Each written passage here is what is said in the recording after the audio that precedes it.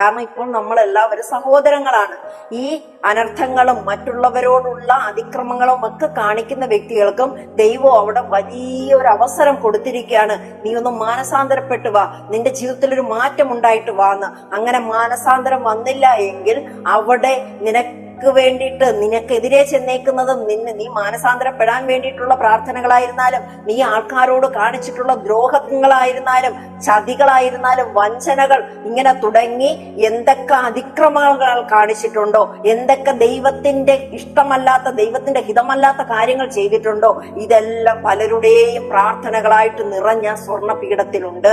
ഈ ദൂതനിലൂടെ ഇതിനുള്ള ഉത്തരം വരാൻ പോവുകയാണ്. നമ്മുടെ ഒന്നും പ്രാർത്ഥനയെ ദൈവം അവഗണിച്ച് കളയുന്നില്ല.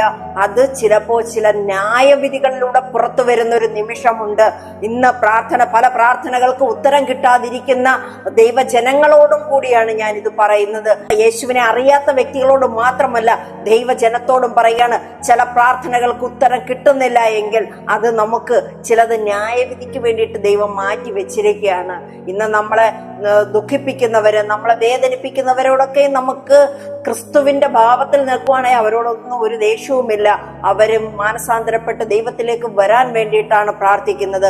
പക്ഷേ അവർക്കൊരു മാനസാന്തരം വരാതിരുന്നു കഴിഞ്ഞാൽ അതൊരു ന്യായവിധിയായിട്ട് പുറപ്പെടുന്ന ഒരു ദിവസമുണ്ട്. അത് ഓർമ്മയിൽ സൂക്ഷിച്ചുകൊള്ളുക.